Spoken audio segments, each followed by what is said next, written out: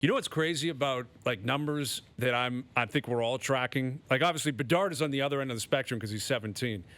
There's a 46-year-old quarterback that's in the playoffs again. Yes. Brady, is he 45, turning 46? He's 45, but he's back. Yeah. Had a down year, but he's in.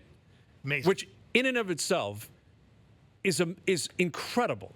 Should be impossible, but it's not. Wow. Tom Brady's now he's in the NFC South, and I know that's what you're going to say, but still, he's in. Someone's got to go, and he's in. LeBron James is 38. He's got back-to-back 40-plus. Guys putting up stats that are like legitimately MVP caliber statistics, but he's on a bad team, so he won't be in the running. Alex Ovechkin is on pace for 55 goals. Like, I don't know which one is more impressive. Like, I think you take Brady out of it because that's more of a team stat and a divisional situation. Right. The South is so bad. If they were in any other division, Brady's not in the playoffs. Still, 45 in the playoffs. Incredible. But Ovechkin versus LeBron, which is more impressive? Well, LeBron spends like $1 million a year on his body with the hyperbaric chambers and all that stuff.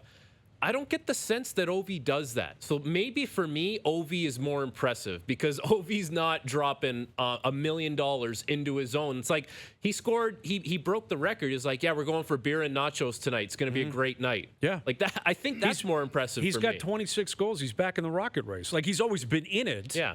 But he had a hat trick over the weekend. He's 6 back of McDavid. I know. Like the guy is going to end up likely with 50-plus goals again, 90-plus points, and he's been doing it every year for like 18 years. 37 years old. And then, and then he takes a picture with the Montreal Canadiens moms. The moms. On the trip. Like, hey, I just torched all your sons out there. Like, want to grab a picture? Yeah. Unbelievable. I think, I would say it's LeBron because he plays so many more minutes. Yes. Like Ovi has the ability to tap in a couple. LeBron's got to chase every point. Yes, you get some freebies. Yes, you get to the line. You get a couple of layups. But you're working, man. Like, street clothes is nowhere to be found. That's what I mean. No. He's doing it on his own in L.A. Like, that, right. For me, what LeBron is doing right now, I think it is completely undervalued, underhyped, and underappreciated. Like, the guy... Well, it's hard to say LeBron James is underappreciated. I mean... Dave, for me, this should be the story in the NBA. Really?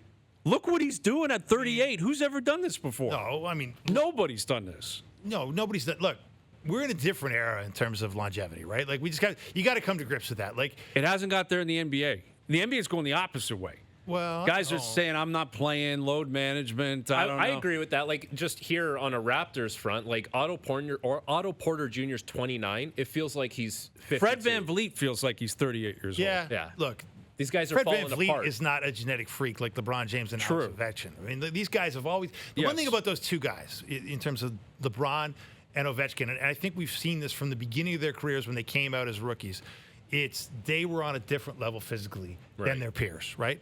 And I do think that has a lot to do with where we are right now. Like, they've been gifted with a win in the genetic lottery that is Victor Wembanyama and Connor Bedard times 10. Right, in terms of just individual gifts, Frankie. Wouldn't you agree with that? Yeah, I would. And then, like, even Ovi, right? You turn on SportsCenter or whatever, your laptop, you go on Twitter, and you see him in the summer. He's playing soccer in Russia, and he's running guys over. It's like, this guy's not just like a one-sport hockey kind of guy. He's like a real athlete. Absolutely. And listen, that special athletes, that's what they get. Yes. Like, that's and LeBron's just always like been that the case. too, though. LeBron is he never gets injured.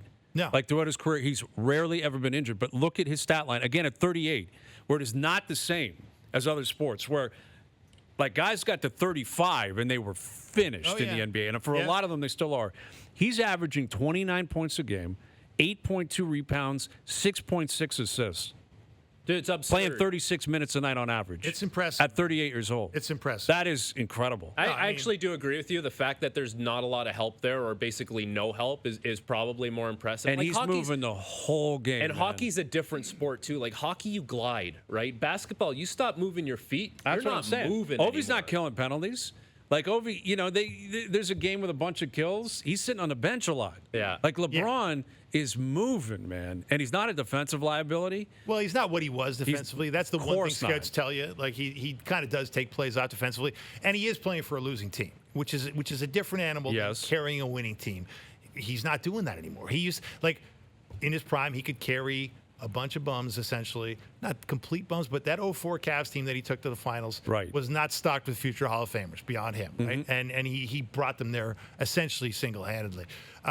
He's not doing that anymore, but you're right. Look, it's unprecedented. Like Michael Jordan, we all watched Michael Jordan play at 38, 39 when he came back with the Wizards, and there were nights now and then. Like he came to Toronto and torched Vince Carter one night. Right. And it was hard to imagine this guy was 38 because he was carrying a little more weight.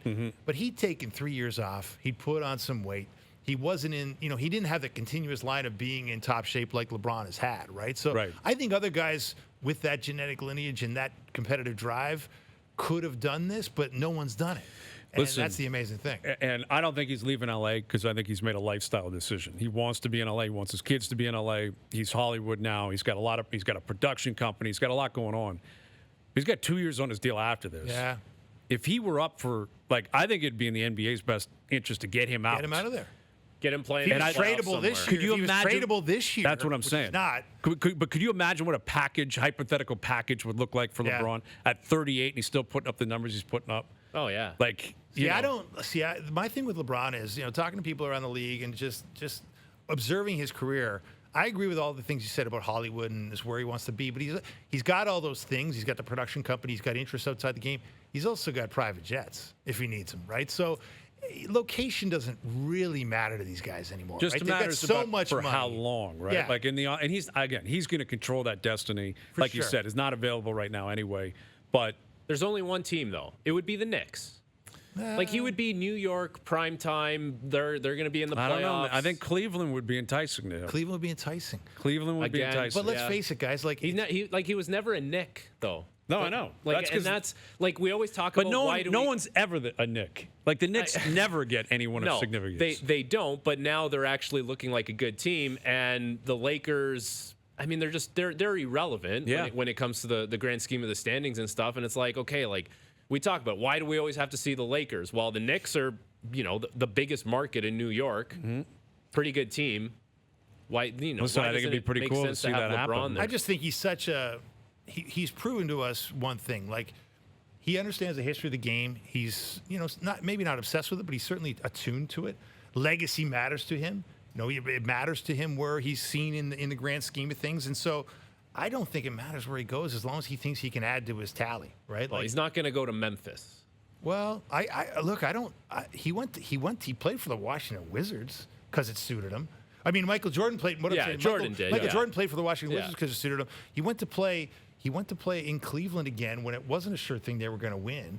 I mean, he's done things that don't really, kind of adhere to the cliche narrative of he's got to go to the big market, he's got to go, he did go to Hollywood, but no one saw him going. It wasn't like everybody was predicting he was going to go to LA. No.